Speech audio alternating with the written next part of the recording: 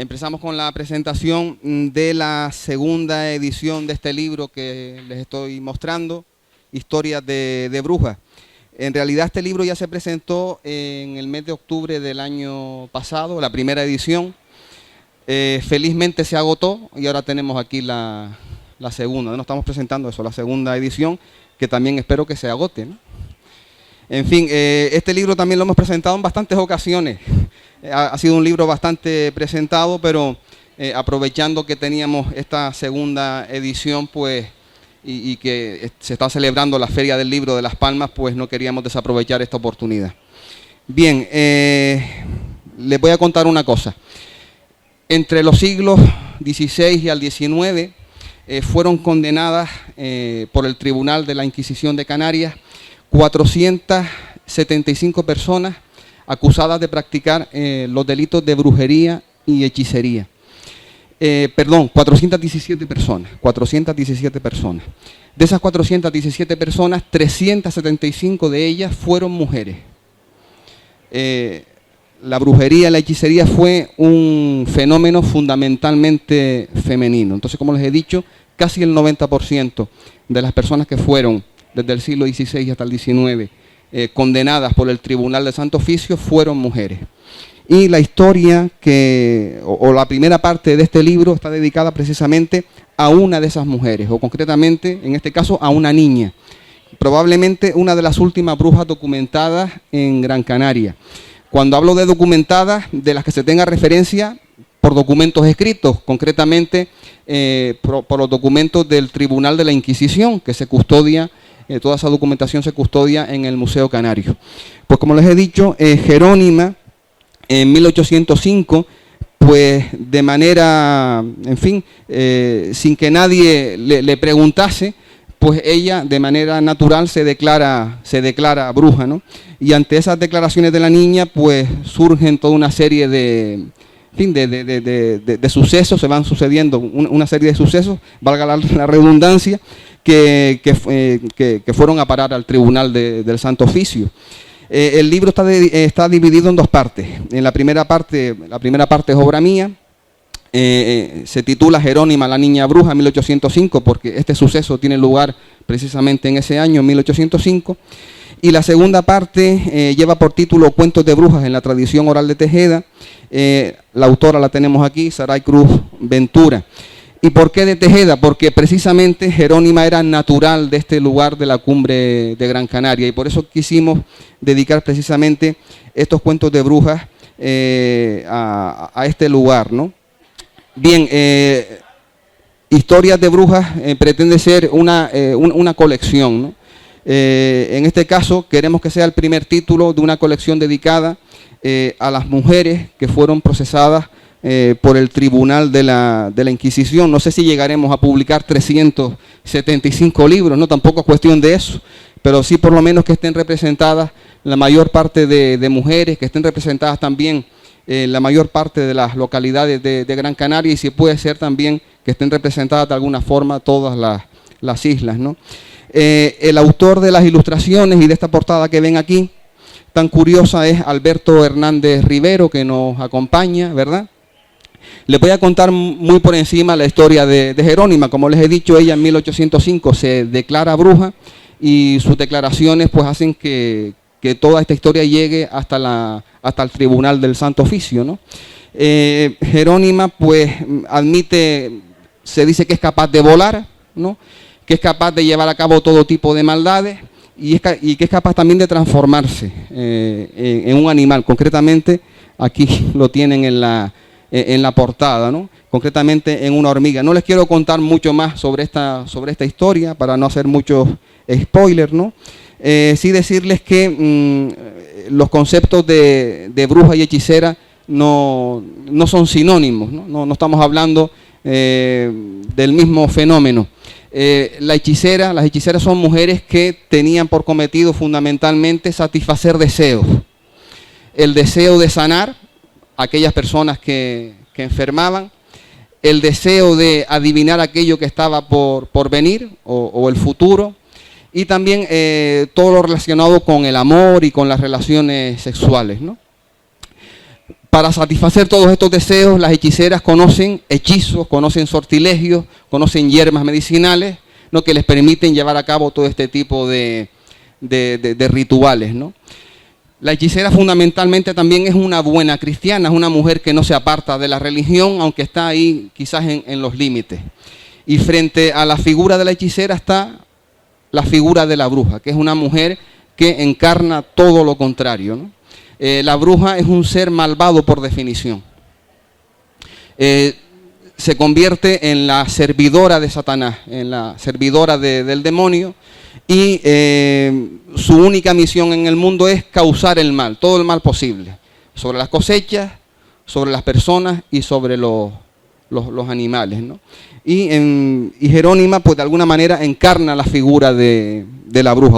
Otra cosa es que realmente lo fuese de verdad, pero ella se declaró o se delató a sí misma como una bruja. Como yo les he dicho, quizás una de las últimas brujas documentadas de la isla de Gran Canaria.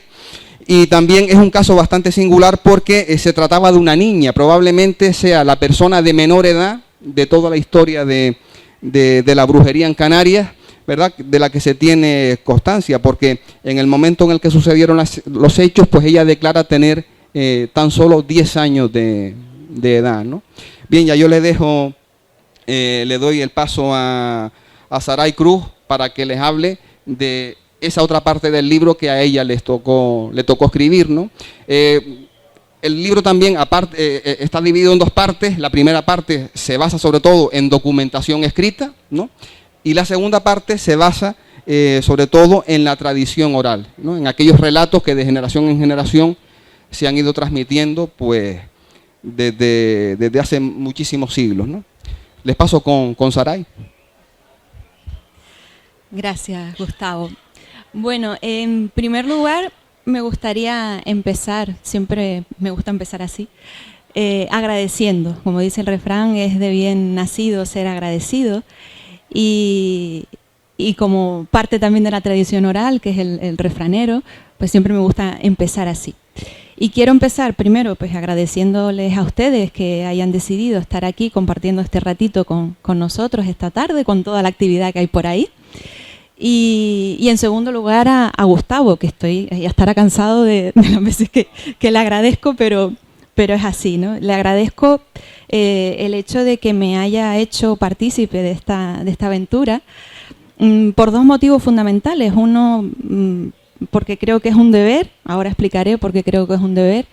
Y segundo, porque me hizo aventurarme a algo que yo tenía ahí en el cajón, en esta gaveta que todos tenemos, ¿no?, de la lista de algún día, y que hagamos arrinconando cuando tenga tiempo, ¿no?, en ese rincón.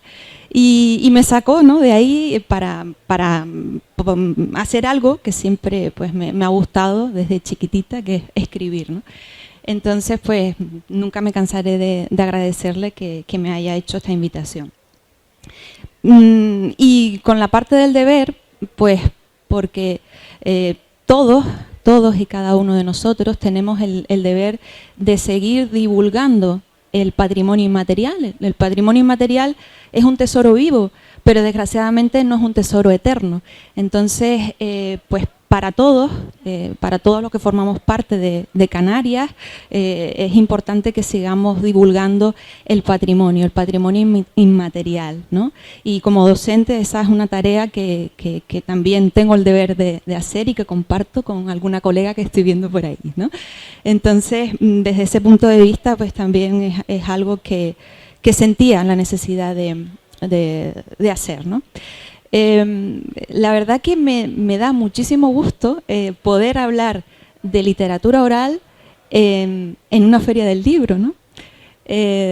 Cuando hablamos de literatura y pensamos en la palabra literatura, normalmente se nos viene a la cabeza un libro, ¿no?, algo escrito.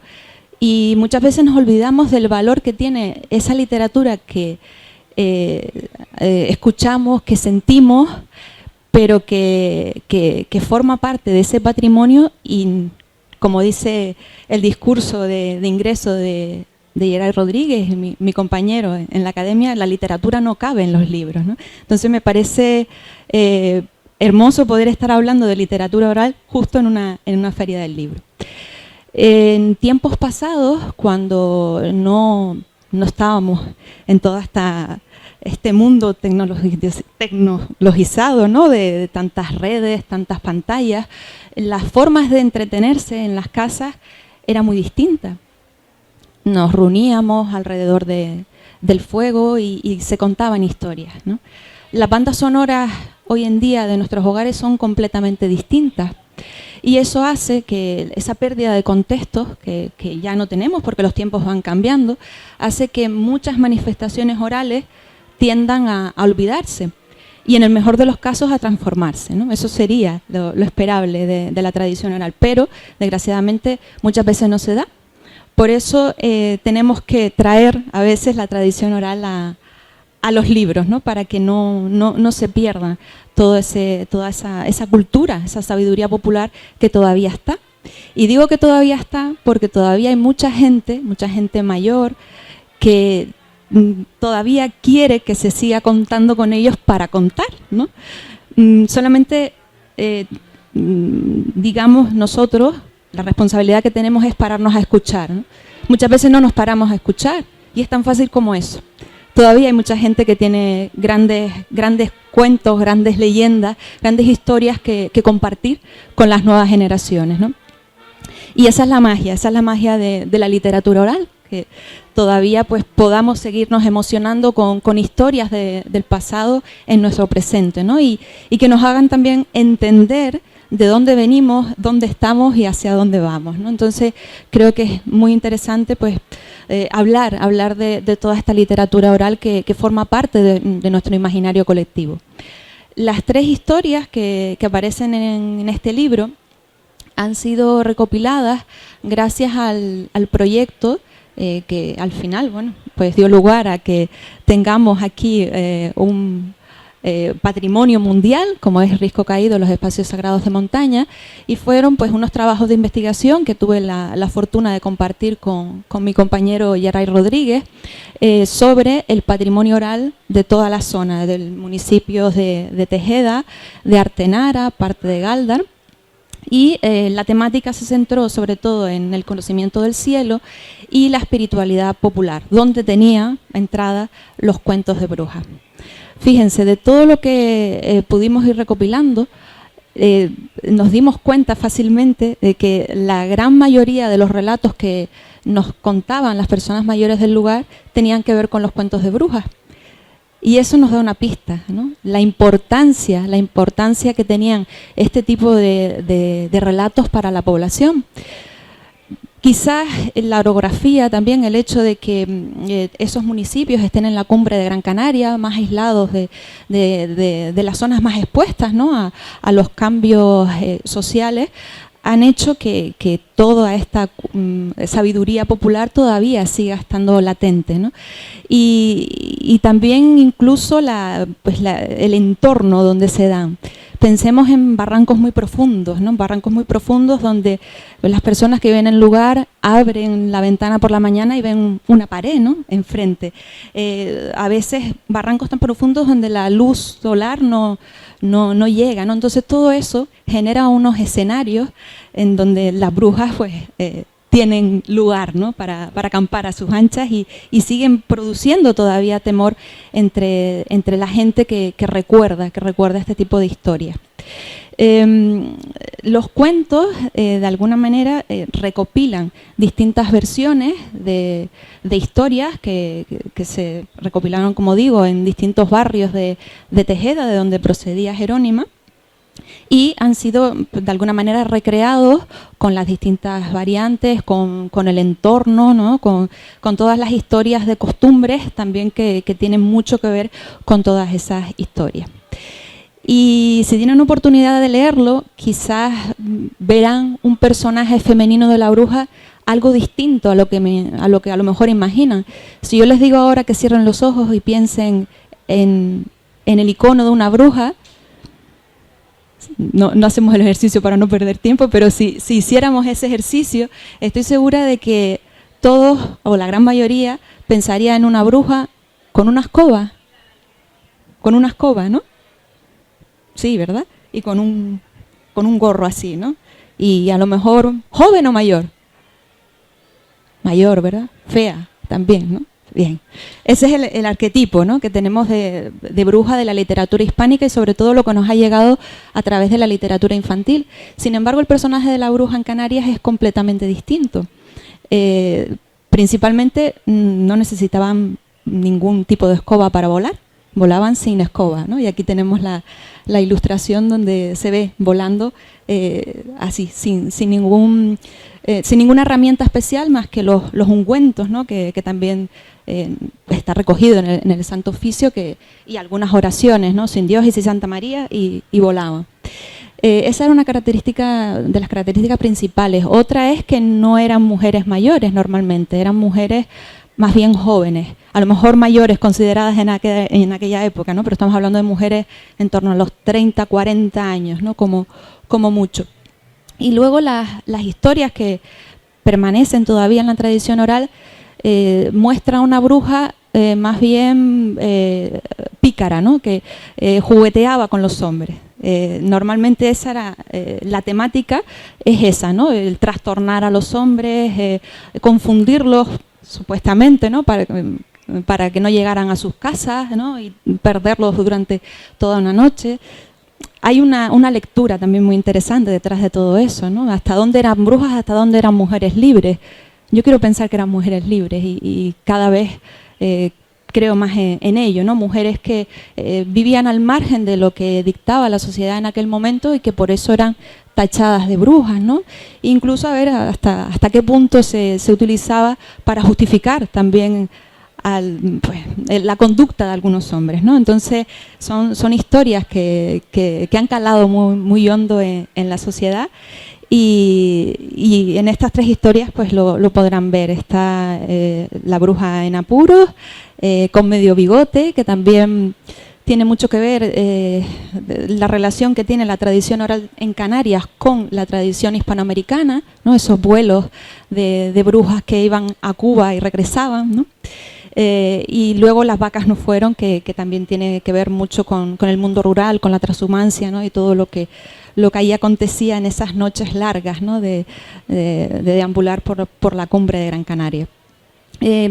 También uno de los retos a la hora de abordar estos cuentos era de alguna manera trasladar la oralidad a la escritura. Para mí era fundamental que las voces de las personas que me regalaron ese tesoro, ¿no?, esos cuentos, sonaran.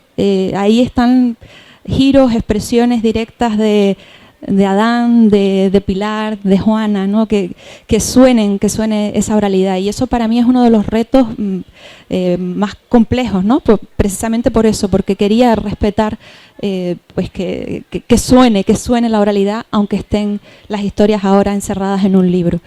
Y por eso verán que hay algunas expresiones propias de nuestra modalidad lingüística, aparecen algunas expresiones, algunos vocablos, y justo pues, en la parte de atrás tenemos un glosario común, ¿no?, donde hay también palabras a lo mejor más del contexto de la Inquisición, y también pues canarismo, sobre todo pues para aquel que tenga dudas o sean palabras que no conozcan, puedan. Pero sí queríamos que fuera al final, para no entorpecer la lectura. No se trata de ir traduciendo, se trata de ir pues disfrutando de la lectura, y si tengo dudas pues ir a la parte del glosario y poder consultarla. Y sobre todo es eso, o sea, nuestro fin es seguir transmitiendo, seguir poniendo en valor la importancia que tienen todas estas historias para nuestra sociedad, para nuestra comunidad, y de alguna manera pues seguir aprendiendo de todo lo que ha sido nuestra historia. Por eso, nada, los invitamos a que puedan disfrutar de estas historias y puedan seguir transmitiéndolas, ¿no?, que las liberen del libro para que puedan seguir viviendo a través de la palabra hablada. Muchas gracias.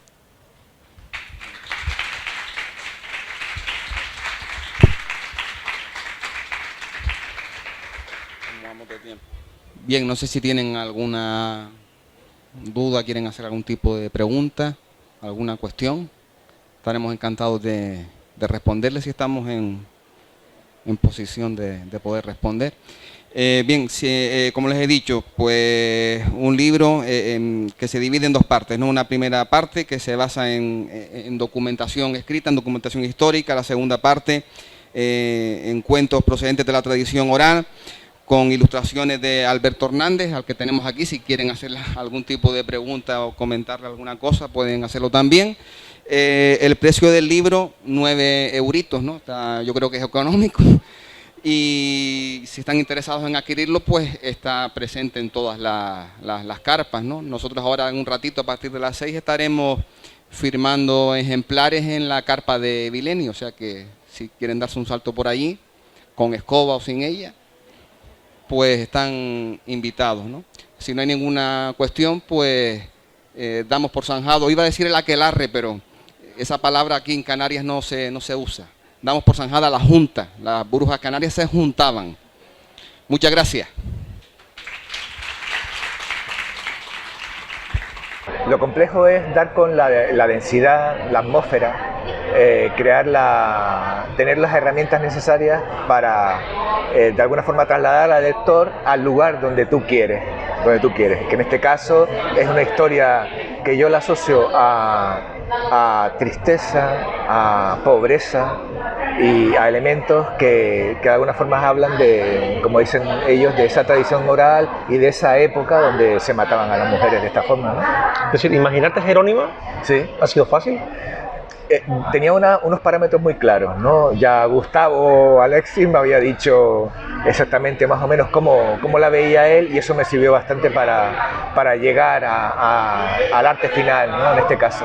Pero sí, era una niña de pelo rubio, ondulado, más que suelto, desgreñada, etcétera, y que, bueno, que tuve que utilizar una serie de pinceles digitales. Este trabajo lo hice de forma digital.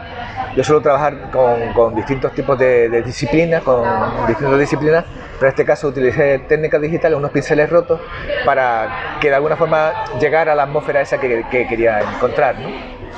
Cuando estás pintando, dibujando Jerónima, ¿lees el libro antes? ¿Has leído el libro antes? ¿Te lo ha contado Alex? Lo normal es que me manden un PDF con la información y el libro completo, pero en el caso de este libro en concreto ha sido distinto. Ellos tenían muy claras las ilustraciones que necesitaban. Entonces eso me facilitó a mí, bueno, me facilitó no, pero vamos, que me sirvió para ir directamente al trabajo, ¿no? A la ilustración, cómo colocar la cámara, el encuadre que iba a utilizar, etcétera, ¿no? ¿Y esos libros similares se puede volver a utilizar?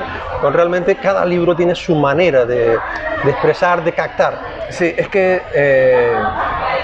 yo hago un trabajo de búsqueda, de documentación. En este caso no fue necesario porque ellos son historiadores y son personas que estaban metidas, conocían todos los elementos necesarios para contar la historia, y ellos me facilitaron ese trabajo. Pero lo normal es que yo haga un trabajo de búsqueda y de estudio, y ese trabajo de estudio me lleva directamente al dibujo y al grafismo que necesito para contar la historia. Realmente de este libro, Alberto, ¿qué es lo fascinante de las brujas? Lo fascinante de las brujas para mí es que en realidad es un mundo en que yo suelo habitar, porque es un mundo que me es conocido, no tanto en textos, pero sí en la imaginación. Yo soy un lector de Borges, de Lovecraft, de Ursula K. Le Guin, de Edgar Rice Burroughs, de un montón de autores que me llevaban desde pequeñito a ese lugar, a un lugar inhóspito, oscuro, extraño, peligroso. Y entonces, digamos que ese material, toda esa información la tenía ya, la llevaba conmigo. Por eso me resultó relativamente sencillo dar con las imágenes. Como ilustrador, ¿cómo vendemos el libro para que tus imágenes sirvan también de aliciente?